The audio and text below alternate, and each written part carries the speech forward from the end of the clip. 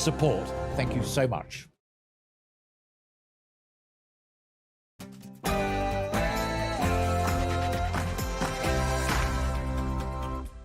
Hello there, it's 6 o'clock and I'm Michelle Dewberry. Not another one? Yes, Brenda, another one, a by-election. Of course, I'm talking about this time in Wellingborough and due again to misconduct allegations. I've got two questions for you. Do you still have faith in our politicians? And given that less than 8,000 people triggered this by-election, do you think that by-election process is the right one? And we'll all remember, won't we, the rest of HS2 getting a big fat kick in. It got canned, yes, big promises of the money instead being redirected to local infrastructure projects. Network North was born. I like it. Well, the Department for Transport have announced their latest Network North project. £235 million for road improvements. Yes! In London. Are they literally having a laugh? And a police boss has warned that if we're not careful, the UK could end up as bad as San Francisco when it comes to drugs. Is she right? And a simple question for you. How much money should asylum seekers be given per week?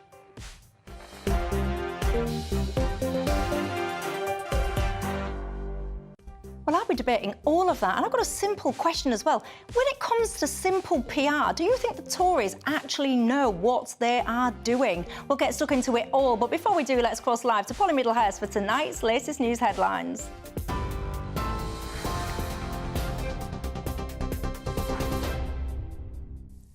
Michelle, thank you, and good evening to you. Well, the top story from the GB newsroom. Baroness Michelle Mone says she has an audio recording of a senior civil servant offering to make a National Crime Agency investigation go away if she paid money to the government. It comes after Baroness Mone admitted she's set to benefit from a contract with PPE firm MedPro, which earned a £60 million profit supplying protective equipment to the NHS during the pandemic.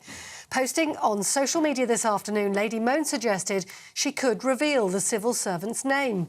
Earlier, Levelling Up Secretary Michael Gove said he hoped to see a criminal case brought against her.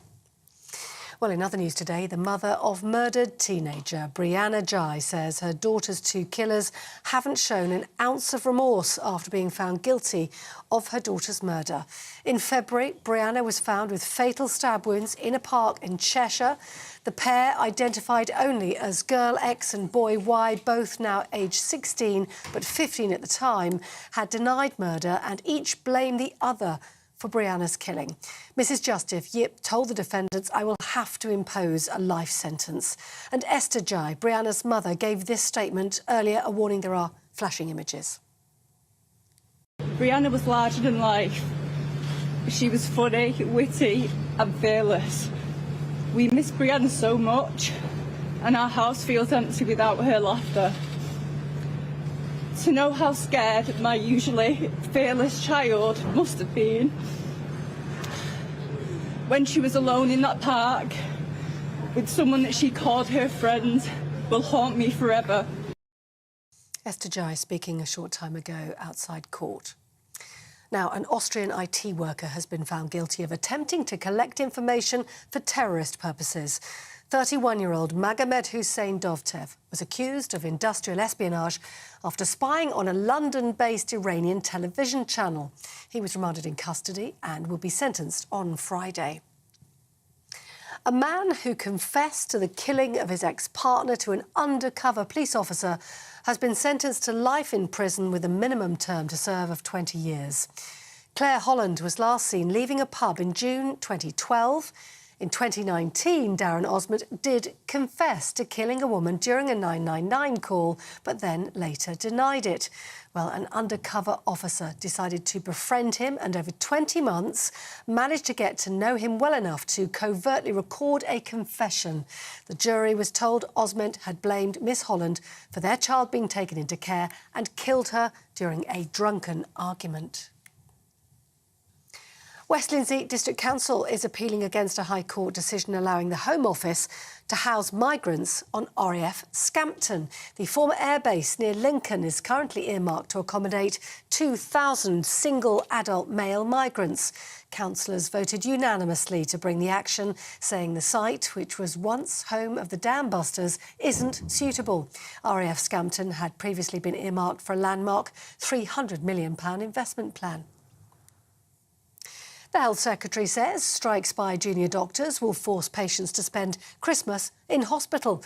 Patients have been warned there'll be significant disruption to NHS services as staff start a 3-day walkout less than a week before Christmas. This strike will last until December the 23rd as part of a major escalation in their dispute over pay.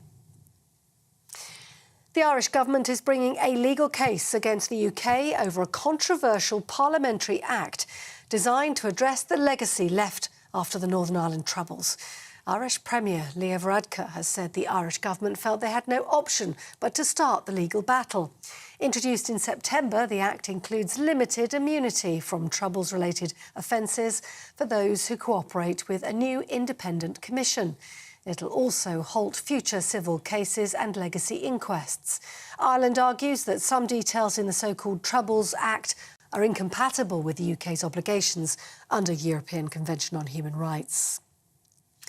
And lastly, in the United States, Donald Trump has accused President Biden of trying to stop him by any means necessary after he was barred from running for president in the state of Colorado. Mr. Trump was addressing a rally in Iowa after Colorado's Supreme Court disqualified him over his alleged role in the January the 6th US Capitol Hill attack. The ruling makes Trump the first presidential candidate in US history to be deemed ineligible for the White House. The Trump campaign will now ask the US Supreme Court to overturn the decision in Colorado. That's the news on GB News, across the UK on TV, in your car, on digital radio and on your smart speaker by saying play GB News. This is Britain's news channel.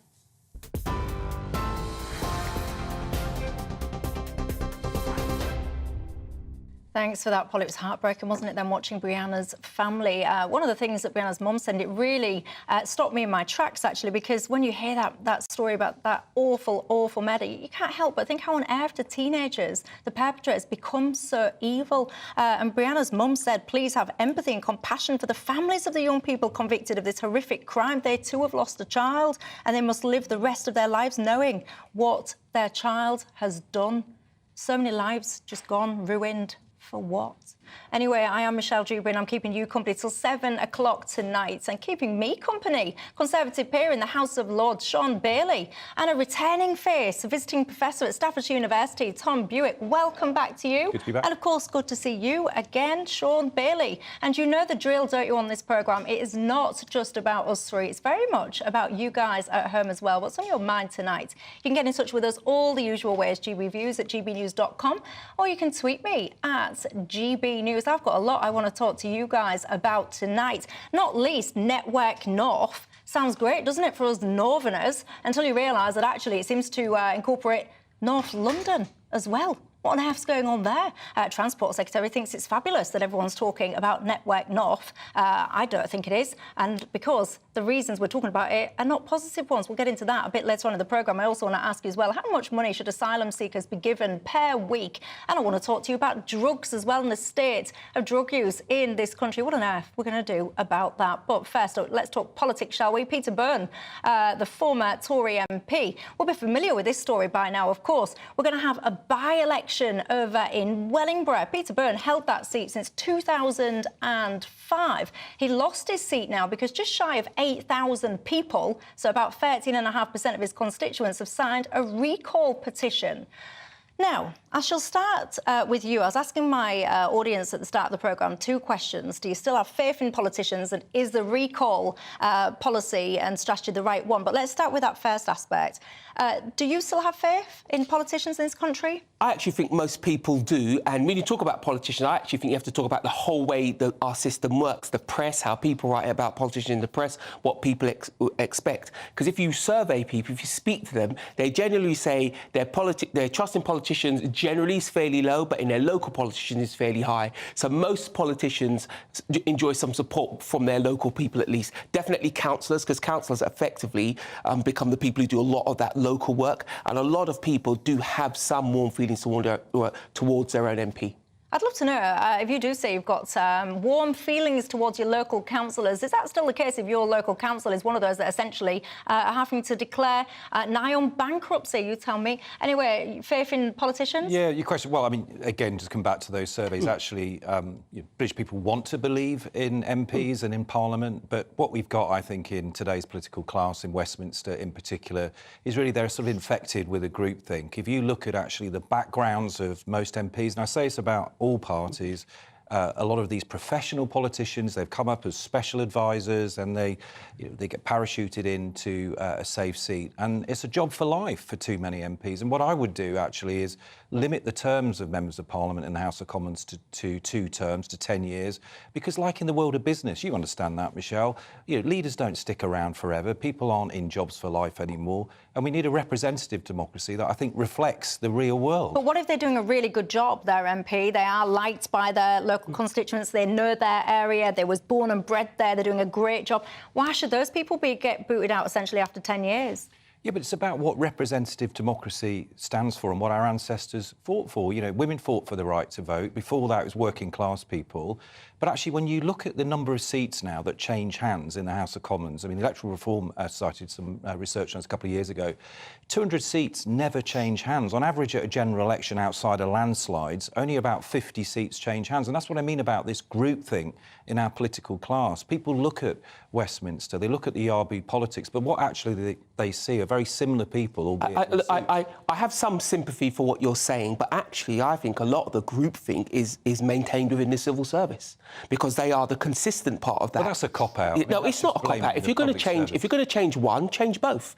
Again, I have some sympathy for what you're saying, but then change both. Because what will happen if you change all of the MPs very regularly, the civil service, by its stickiness, will gain even more power. Yeah. So if you're going to make that big adjustment, you've got to address the people who actually enact the laws. And if you look at how our civil servants are behaving now, they're more powerful than they've ever been. What they did to Amber Rudd was very out of order. The rules that they decide they won't follow, if the MPs went around with some memory of that, they would do as they pleased. But that's because, they're working with politicians that don't have the kind of experience that you would expect to see. There are some notable examples, actually, in the Conservative Party. You've got former apprentices, you've got people who come from manual backgrounds, you've got people who come from the public sector in the Labour Party. But on the whole, when you look across the whole of the House of Commons, and by extension the House of Lords as well, although that's slightly different because you have at least often people who've achieved something in their lives, I'd science argue, and these other areas, but not in the House of Commons. I don't want to be biased and defend the House of Lords. You can imagine why I would, but actually I think the makeup is very different because people have been put in there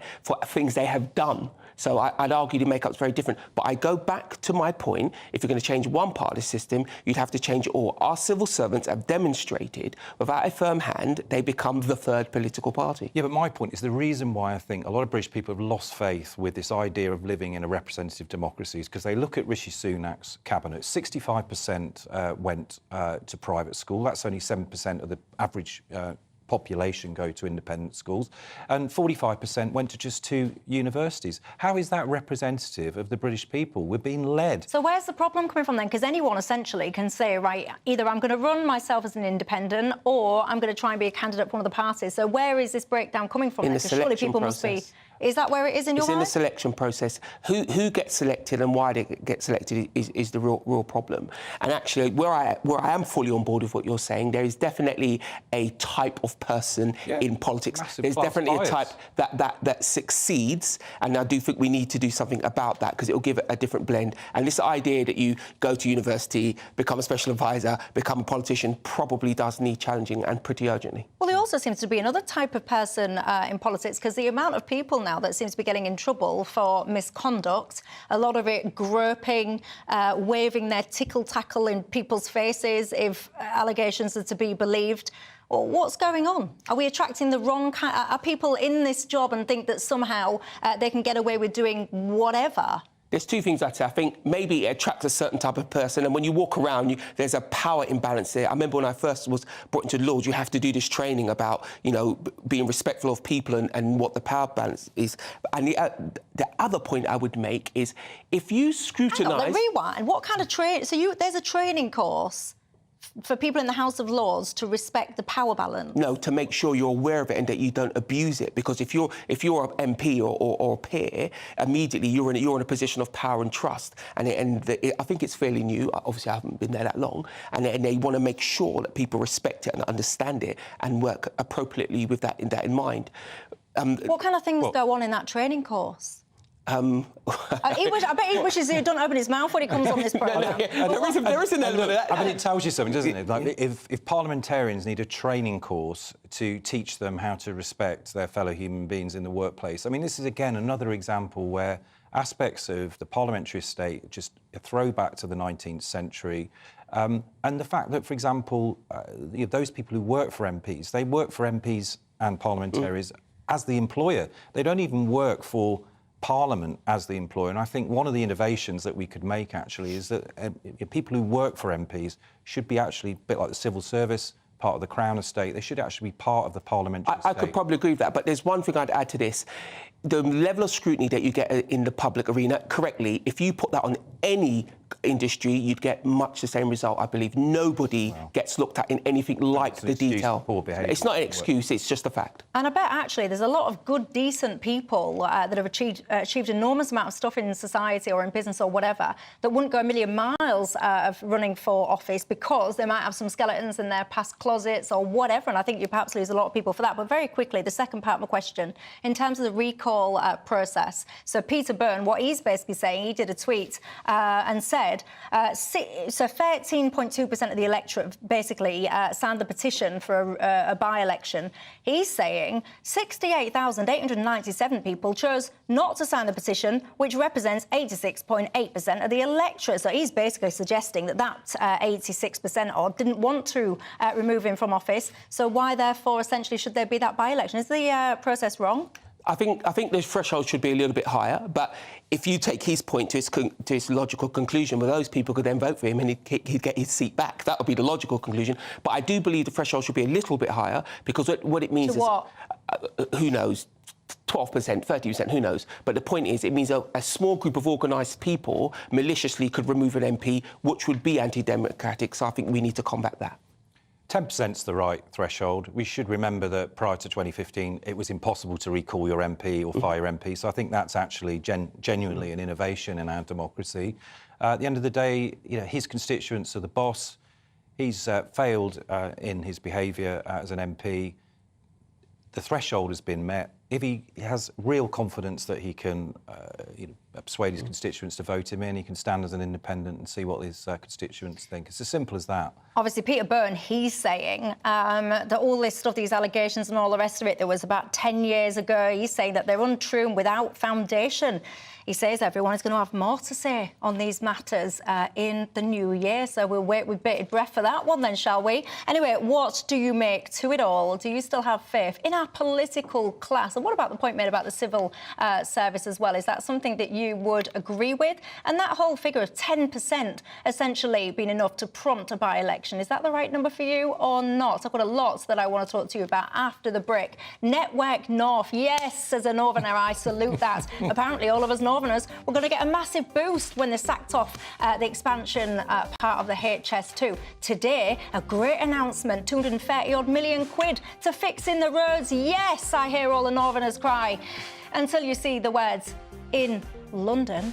I mean, what on earth is going on, and why are so many people in the Tory party a little bit dense when it comes to basic PR? Surely you must realise that this ain't going to go down well. No? See you in 2, you tell me.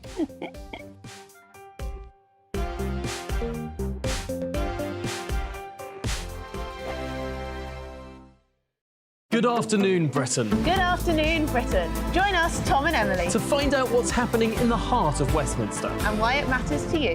Weekdays from midday, we bring you the most compelling stories from across the United Kingdom. And from your doorstep to our inbox, That's right, we want to hear from you. GB News. Britain's news channel. Wake up to the headlines with Headliners every morning at 5 a.m. We treat you to the day's biggest stories before anyone else, 7 days a week. You can catch up on everything you need to know before you've even had your kippers. Headliners every morning at 5 a.m. only on GB News, the People's Channel, Britain's news channel. GB News, unlike other broadcasters, isn't obsessed with the London-Westminster bubble. We think there's a nation beyond the M25, and that's why we talk about the issues that matter across the land. Join me on State of the Nation, 8 to 9 o'clock, Monday to Thursday, on GB News. Daisy's listening, and you should too. In the GB Newsroom, we bring you the news as it happens. With our team of dedicated journalists across the UK, we're ready to give you accurate reporting every day. When the news breaks, we'll be there with bulletins on GB News, the People's Channel, Britain's news channel. Big news, big debates, big opinion. Patrick Christie's Tonight is the week's biggest show. Every weekday, 9 to 11 p.m, we've got the inside track on the day's top stories. There'll be sharp takes you won't get anywhere else. We will set the news agenda, not just follow it, and I want to bring you along for the ride. Whatever it is, we'll have our finger on the pulse. It's news, but it's this close to entertainment. Patrick Christie's Tonight, 9 to 11 p.m, only on GB News, the People's Channel, Britain's news channel. Your weekend starts here with Friday Night Live with me, Mark Dolan, 8 till 9 on GB News. Big stories, big guests and big laughs as we get you ready for a cracking weekend. That's Friday Night Live with Mark Dolan, Fridays 8 till 9 on GB News. Bring your own drinks, the admission's free. Tired of the usual focus-tested, pre-prepared Westminster runaround? Well, so am I. So you want higher taxes? Is your department to blame for this? Are you rethinking this policy? Every Sunday at 9:30, I'll be sitting down with those in power to get the truth about the issues affecting you. Let's be honest, we've known about the cost pressures of this project for years, not months. That's the Camilla Tominey Show, a politics show with personality. On GB News, the People's Channel, Britain's news channel. I'm Andrew Doyle. Join me at 7 o'clock every Sunday night for Free Speech Nation, the show where I tackle the week's biggest stories in politics and current affairs with the help of my two comedian panellists and a variety of special guests. Free Speech Nation, Sunday nights from 7 on GB News, the People's Channel, Britain's news channel. In October. Hello, thank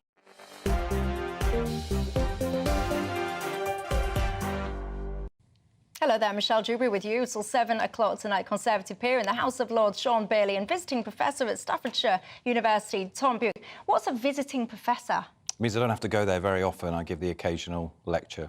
So it's like you're like a House of Lords member then? Oh, I don't get anything like the daily allowance. Not me, I'm 4 days a week. I'm 4 days a week, so, I'd be, so I don't want to hear that. I'd be 7 days a week if it was 300 and some quid. Do you do weekends as well at House of Lords, your daily allowance? No. Yep, you only get allowance if you turn up and he's not open. What, if you turn up, clock in and go for lunch? No, you have to turn up and do the work. We do work in there.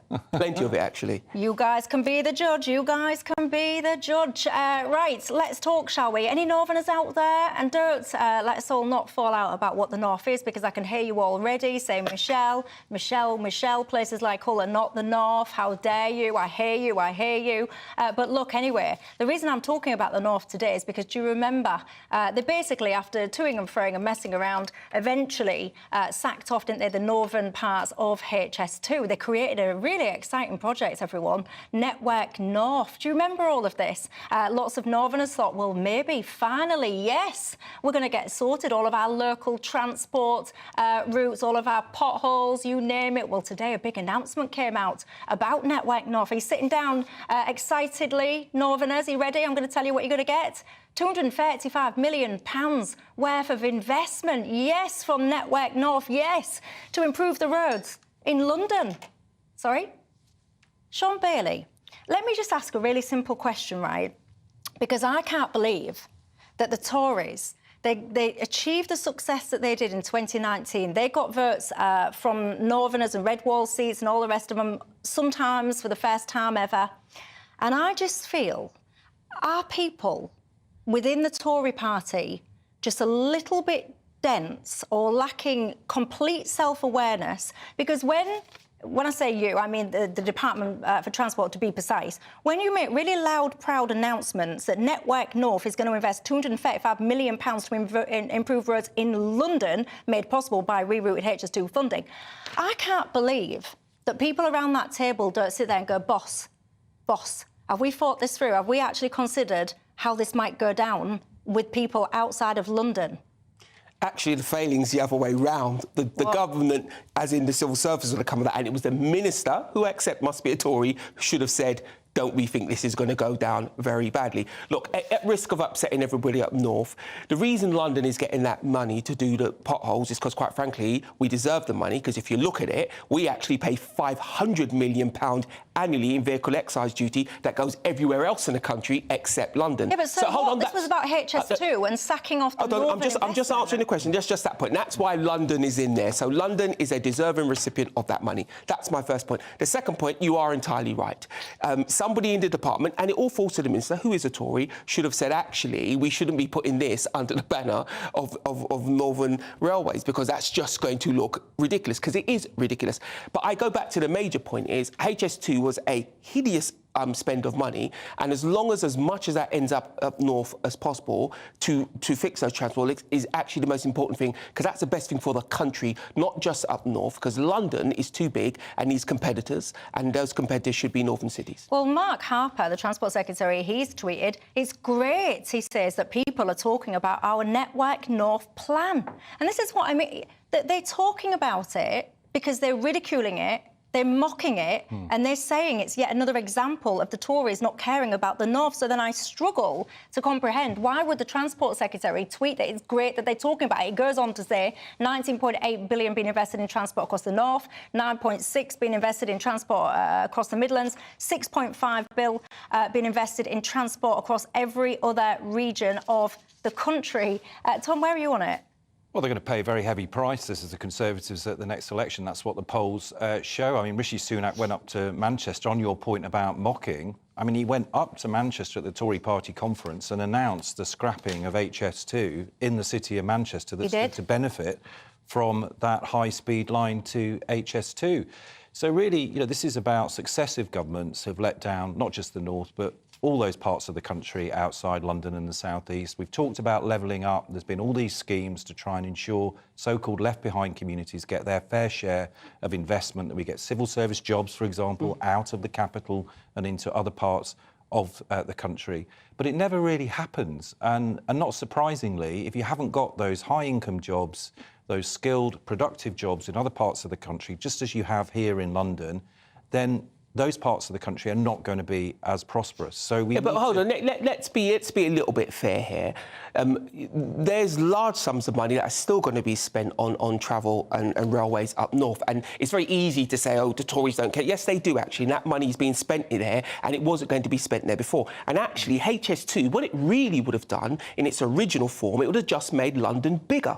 That's all it would have done. People would have found it easier to come here, and that money would have stayed here, and the jobs would have stayed here. By changing HS2, you give the rest of the country a better chance of competing, because London needs competitors. It doesn't just need to keep getting bigger. But what the Prime Minister promised up in Manchester was that money, every penny of it, he said, would be spent on improving regional connectivity of the railways in the North. And you don't have to live in the North. Just if you visit the North, or as I do, go on business there, you will see that you've got antiquated railways back in the 19th century. So I accept that. Why are we talking about spending money from the Department of Transport on potholes in London when you've got 19th century railways still? Because they're also going to spend... It's not fair to just talk about this money as someone's taking it away from the North. That's not what's happened. And it's very interesting that northern politicians have very heavily used this to push the North-South divide, but they didn't talk about the money that is going up north. And I think if you're going to have this conversation, you have to be balanced. I accept that this is ridiculous. How it's come out is ridiculous, and the minister involved may need to have a look at that. But talk about the entirety of what's happening, not not just But this instance. happens time and time again, right? These PR blunder, because this is what I mean, right? You could get an intern, you could get a school child, actually, and you could say to that school child, right, the Tories are getting a massive kick in at the moment. There's a big north-south divide. People are saying that perhaps the Tories don't care about the red wall and all the rest of it. And those red wall seats are going to be crucial for the Tories. So do you think it's a really good PR strategy to mention a Network North project whilst promoting spend in London?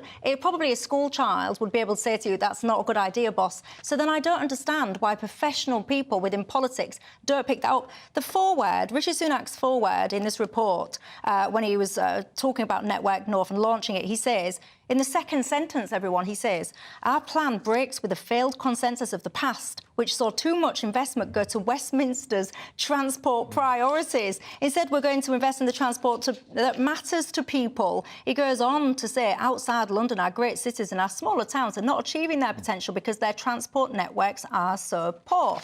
So you proved my point. Story at the top of the show, people have lost faith in politics. They see that kind of messaging, and that's what makes people sceptical. But to be clear, this is why I mentioned the precedent, because none of what's been said has talked about the umpteen billions that is still going to go there.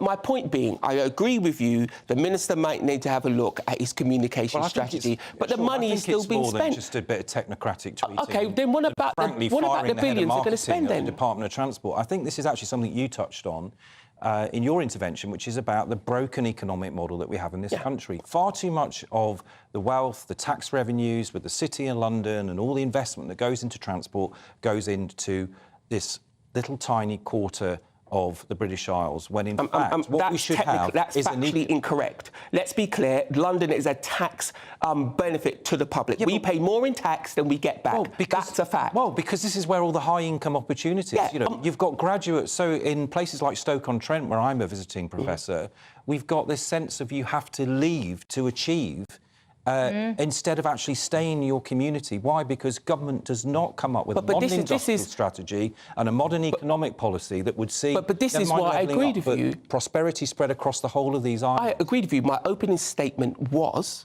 that the HS2 would have just made London bigger, and that's incorrect. We should be making all of the other cities in the country stronger and bigger for their benefit and for everybody's benefit. I agree with that. And yes, there should be an industrial strategy that pushes that home. That's not what your party believes in. It's certainly what I believe in. I've said it again and again and again. It's why I wasn't a big fan of HS2, because I thought it was just going to make London bigger. And you need to make the rest of the country stronger. That would be my plan. Andy Burnham says Network North seems to include everywhere except the north. That's Andy Burnham there, Mayor of Manchester. Tracy Brabin, West Yorkshire Mayor, she says, I know the north isn't a priority for this government, but seriously, are you someone out there that actually thinks, no, this is the right move? You know, what's wrong with it? I told you already that Mark Harper, he's arguing that ultimately it's a good thing everyone's talking about this. He's reflecting the fact that you've got £9.6 billion invested in transport across the Midlands, 6.5, as I've said, in transport across every other region of the country. Mike says, Michelle, please will you stop banging on about the north? You never mention the Midlands. It's always the north and London. Have you ever considered perhaps the Midlands are in a similar situation, if not worse in some ways, than your beloved north? Yes, of course. I'm just passionate. I used to live in Newcastle-under-Lyme, actually, in the Midlands. I like that area very well. You from Stoke-on-Trent, yes. My passion is that, like you explained, this brain drain, so many people from the north, OK, and I've just fallen into his trap again, I've just mentioned the north again, but OK, the Midlands, from anywhere outside of London, if you want to succeed, if you want to achieve, all too often you get put to this horrible, horrible choice of, right, do I stay with my family and in my home, or do I try and move, and let's face it, more often than not, it means to London, to try and succeed in my chosen career? And I think it's such an awful choice. And I wish that economic opportunity and prosperity was spread everywhere. But I blame everyone. I blame the Tories for this. I blame Labour for this. Because if people were passionate about the rest of the country, there would never have been this massive divide and this discrepancy with London in the first place that would need fixing. But it's an over-centralised, broken economic model under successive governments, Sean, I'll give you that. When you look at other successful countries like Germany, they have far more powerful regional centres of economic and industrial development. And as you say, you know, in this country, absolutely, talent is spread evenly everywhere, but opportunity is not. And we've never come up with a winning strategy. While I agree with you to ensure that opportunity is everywhere. While I agree with you, there's one caveat I'd put in there. Remember, London is successful because of London. London has put its back into doing things. But you can't. You can't. It's a world city. You cannot take away the fact, right? I'll give you the point that industrial structure in this country has been woeful if you're beyond London, but you cannot take away the fact that Londoners have hustled to make London successful. That is a fact. It is one of the.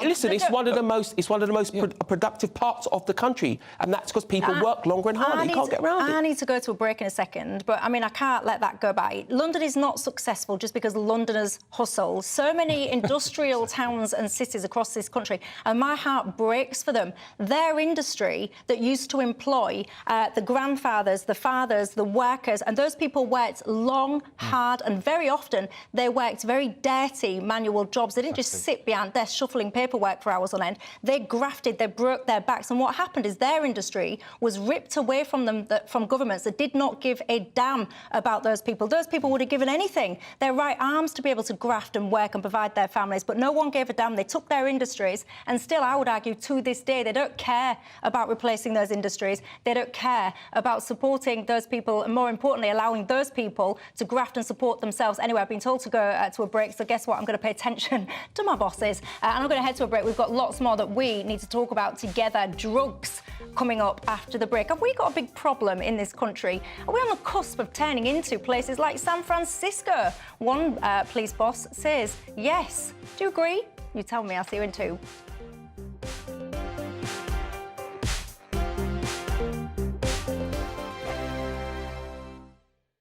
Your weekend starts here with Friday Night Live with me, Mark Dolan, 8 till 9 on GB News.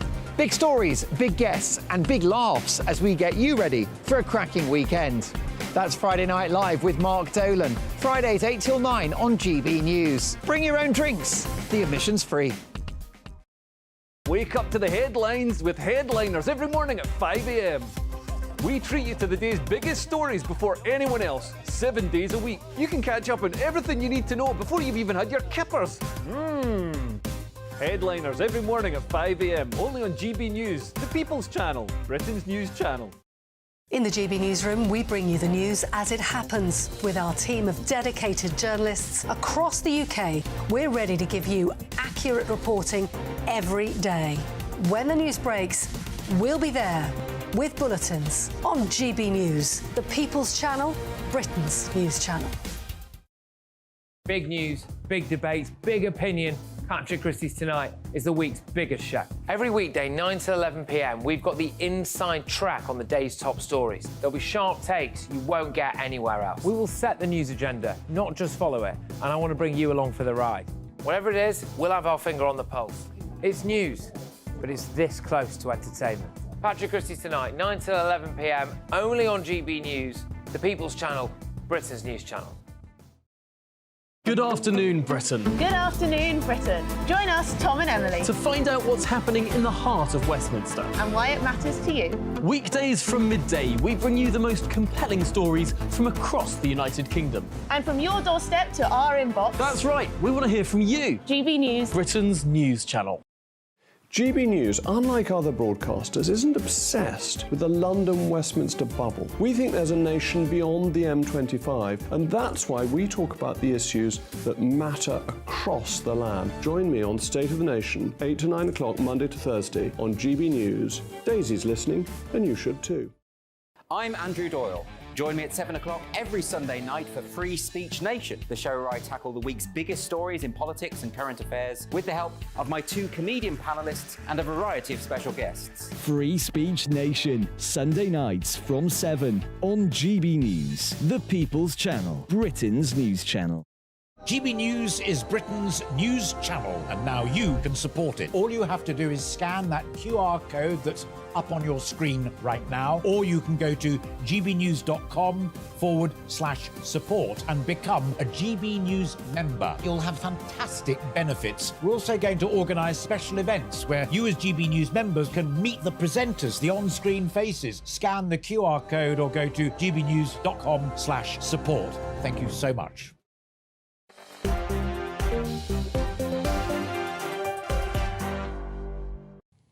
Hello there, Michelle Dewberry till 7. Sean Bailey alongside me, as is Tom Bewitt. Welcome back, everybody.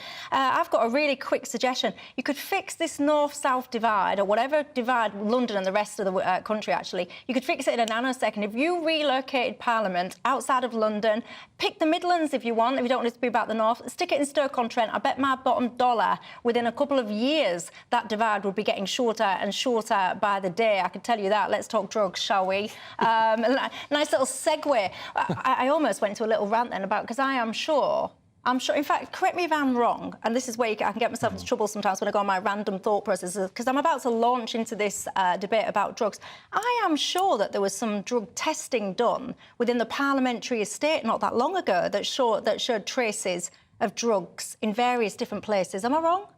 I don't know anything about that. I don't think I'm making that up. I kind of 4,000 people work there. Yeah, I kind of vaguely remember that. But anyway, that's not what I'm debating. I'm just debating drugs. But I just have that in my mind because I think, actually, if people in power are potentially up to things that they shouldn't be, what hope have the rest of us got? Anyway, apparently, drug use in cities could put us all in danger, our country in danger of becoming somehow like a drug-ravaged San Francisco. This is according to a policing chief, Donna Jones. She is the Police and Crime Commissioner for Hampshire.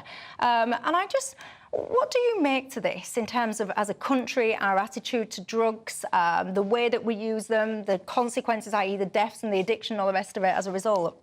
Well, I do wish the police chief would check her facts before she brings the sort of apocalyptic view of San Francisco. I mean, last year in the United States, 300,000 of their citizens died of fentanyl and opioid addiction. Yeah. Every death is a tragic death. 54 people lost their lives to heroin addiction here last year. I mean, I travel regularly to the west coast of the States, to LA and San Francisco.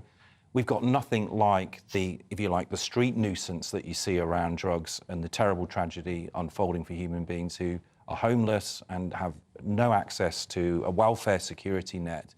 The fact is, we have those services here in the UK. Whether or not they're joined up enough, whether or not they get the investment, and ultimately what I would argue, this is a public health challenge, and there are too many parts of the UK that see this in a punitive sense, when actually we ought to learn from those countries like Denmark, like Switzerland, like Portugal, that have gone down the safe consumption route, and the evidence shows that actually bringing addicts in from the streets and treating them as a public health challenge is far more effective. Do you agree? I'd agree with your first point. I think the police chief has gone a bit too far. We just simply do not have the relationship with drugs that most American cities have, particularly San Francisco. I say that as someone who used to be a drug worker for many years. We use drugs less, and its impact for us is less. That's why when people talk about a war on drugs in this country, it makes my skin crawl, because we don't have one, because the impact on our society hasn't been as big. What I would say, though, international comparisons with places like, Portugal, whatever, people never look at the differences in our societies versus those. So, for instance, different in welfare, different in family makeup. I don't believe use rooms would be quite as well, would serve the public just as well as they did in those other countries as well. And a lot of those countries are stepping back from that. But I think the key thing is, here's where I come back to agreeing with you, this is largely, and I say largely, a public health situation. If you want people to not use so much drugs, they need to have a social place to express that pain, somewhere where they can be supported. And if you only pursue people about the legal thing, and believe you, I'm strong on that, because I come from a poor community destroyed by drugs. And it's not drug dealers. Everybody look, it's drug users, because low-level crime, when people are stealing the little that you have, there's nothing low-level about it, and that's what really drives the drug industry. And that's why I think we need to always look on the enforcement piece, but be mindful, really, it is about public health. Kathy's been in touch saying addiction is a disease. Addicts and alcoholics are sick and they need treatment to get well, she says. The nature of addiction is that you can't stop. Most people in prison are there due to drug and alcohol abuse, and she says if the government spent the money on rehab instead of prison, it wouldn't help. She goes on to say that she had a long-term addiction. I won't share all your details. She says she joined a 12-step programme and she hasn't done the things that she was doing for 17 years. years. I've just got to say respect to you, Cathy, because I know some of the work that goes into trying to come off drink and drugs and all the rest of it, and I know it's not easy, so full respect to you and anyone else in that situation. Let's talk, shall we, after the break. I'll bring some of you guys into the conversation, but I also want to ask you a simple question. When it comes to asylum seekers, what allowances, how much money do you think they should get every week from the state? You tell me and I'll see you in 2.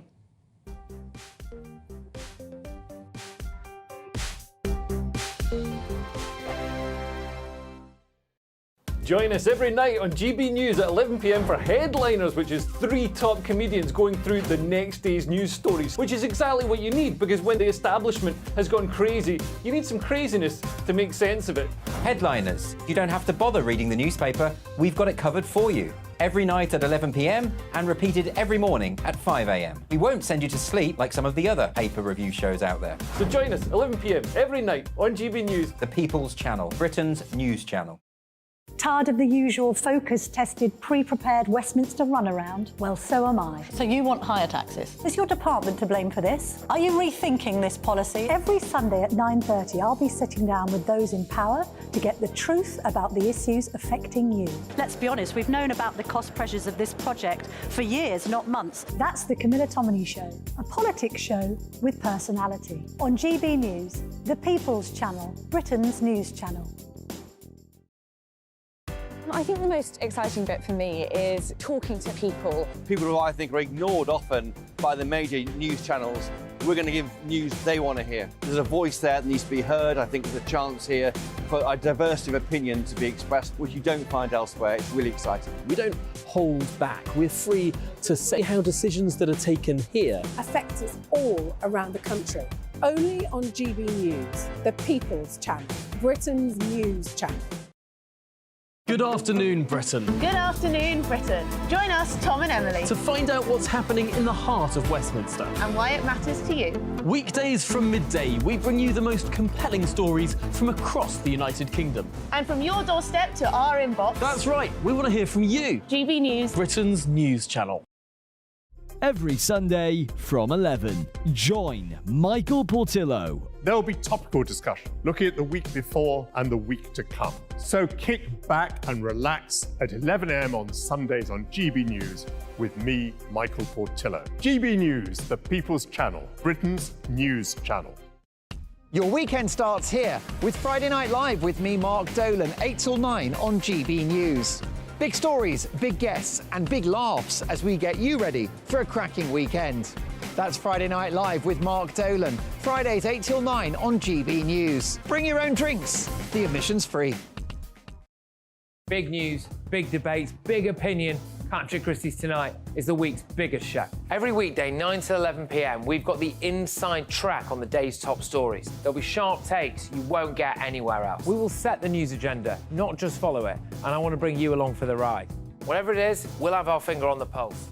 It's news, but it's this close to entertainment. Patrick Christie's Tonight, 9 to 11 p.m, only on GB News, the People's Channel, Britain's news channel.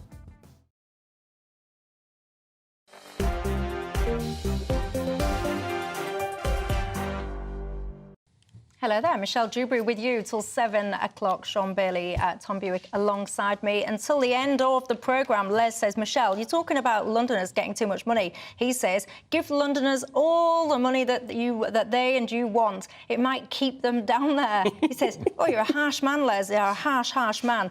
Janet says, perhaps someone needs to give politicians a compass. They don't seem to know where the north even is. Lots of you actually saying, again, it's not just all about the north. Many people pointing out there is a London and rest of the country divide. I hear you on that one. Look, let's talk asylum seekers, shall we? Because those of them that are living in hotels in the UK are apparently going to have their allowances cut to £1.27 a day next month. This means essentially it'll be cut from £9.58 to £8.86 a week. So I'm asking you a question, is it right then to cut these allowances? Should they be getting allowances at all? And is this money that they're getting enough? You tell me, Sean, your thoughts. First and foremost, we have to make sure these people live in humane conditions, that they're being looked after medically, spiritually, socially, properly. Once we've done that, then we should bear in mind that everybody in the country's had a downgrade in their income because of the cost of living crisis. So you can't have a situation where people are much more comfortable than the people who are paying that bill. But the first port of call must be that these people are being looked after in a humane and decent way. That for me is who I believe that we are as British people. Yeah, but Pete, I mean, even that sentence there, there'll be people watching this. So when you say humane and decent, people will be sitting there at home going, oh, well, the Bibi Stockholm's not humane, that's not decent. It's this kind of, people will call it flirting prison ship. Do you think Bibi Stockholm ticks that box? I disagree with them, and I think as long as we keep those people safe and we keep them secure and well fed while we process their paperwork, that's fine. But let's be clear, everybody in this country, unless you're rolling in it, has had some kind of downgrade in their income. Tom? I think the point really about this story is the fact that a conscious effort by government not to uprate the weekly allowance for asylum seekers in line, for example, of other benefits, state pension got a 10% increase, DWP benefits like universal credit, they saw about a 7% increase.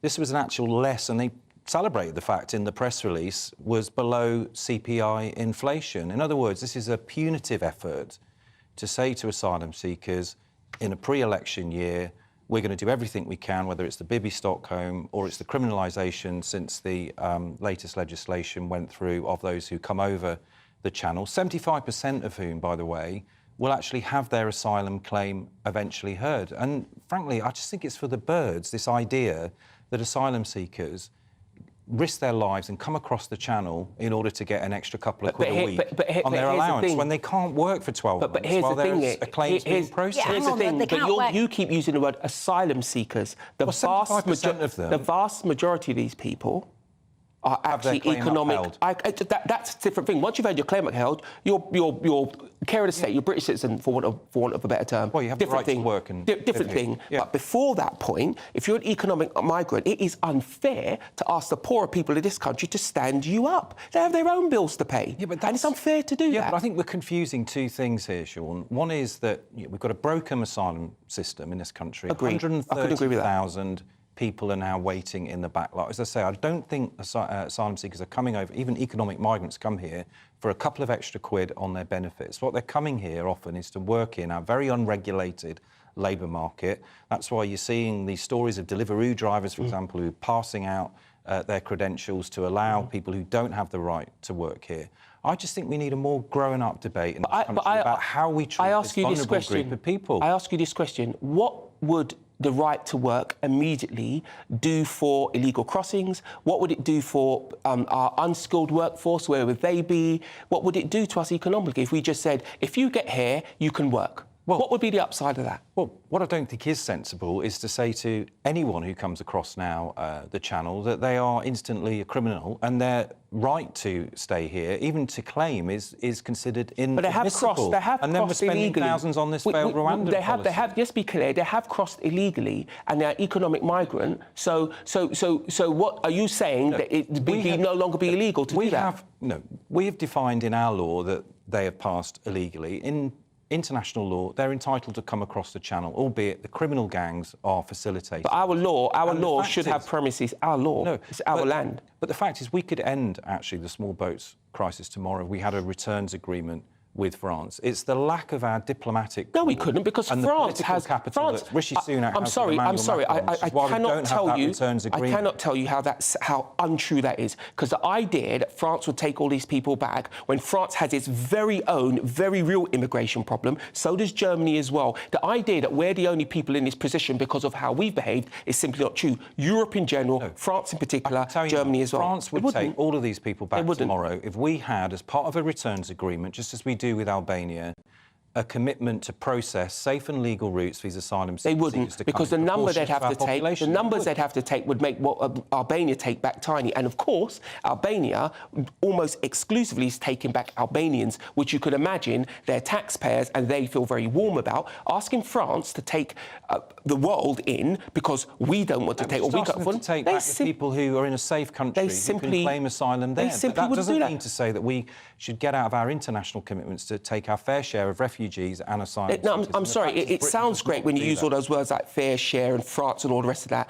There's one thing I do agree. The response to this is definitely international. But the idea that France or anybody else in Europe is going to take our refugees when they have their own problems is for the birds. But wouldn't happen. But coming back to the main story, is this really about a couple of quid for an allowance, which is, by the way, half what unemployed people on job seekers allowance get a week? Is that really where the debate in the Tory party? No, I tell you where the debate is. Not just a huge deflection. Here's why I think think that the Tories have failed on their asylum seekers. Here's why I think the debate is. I think the debate is the question that nobody's been able to answer: why Britain? If you're sat at home, some people are thinking, are we an easy touch? What is the thing? Are we the promised land? What is it? Why Britain? And I think you're not wrong. An election and all those things focus the mind, and the government are probably thinking, actually, we need to show that we're going to do something slightly different. If you agree or not, I don't know, but that's what they're probably thinking about. Why Britain's a thing called the English language, and large parts of the world speak it. That's one of the reasons why we're an attractive place. Why do we spend so much money on translation then? Translators? Well, because their English isn't necessarily up to that level of proficiency. But my point is, once people arrive here, should really be engaging in this demonisation of migrants, in this punitive action towards them. As you say, you talked about treating people safely and humanely. I think the benchmark for that is our social security system.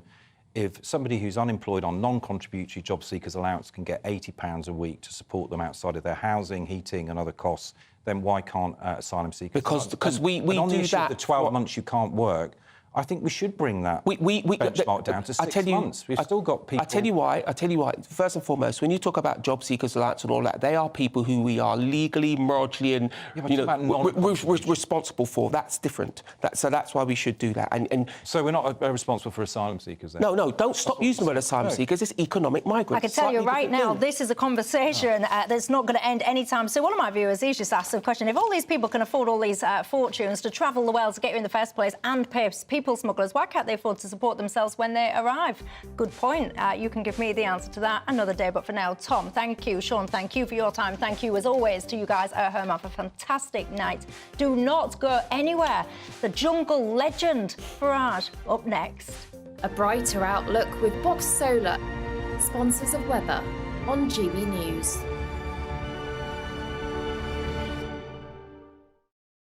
Hello, good evening. Welcome to your latest GB News weather update from the Met Office. Thursday is going to be a very blustery day for the UK, with a wind warning in force for a large swathe of the UK. That's as Storm Pia, named by the Danish Met Service, will sweep this frontal system across the UK. The strongest winds are expected to be into the North Sea, but we will see some very gusty winds across the bulk of northern areas of the UK. Before then, though, we'll see a lot of cloud around through the rest of the night. Persistent drizzly rain across northern and western areas. That rain will give way to blustery showers across the north of Scotland by tomorrow morning, and at this point the winds really strengthen. We could see storm force winds across the Northern Isles, but gales quite widely where we do have that warning in force. That rain band sweeps southward through the day, so the skies will become clearer. There will be some sunny spells by the afternoon, but as I said, it is going to be a very blustery afternoon, and there will be some quite intense showers moving in from the north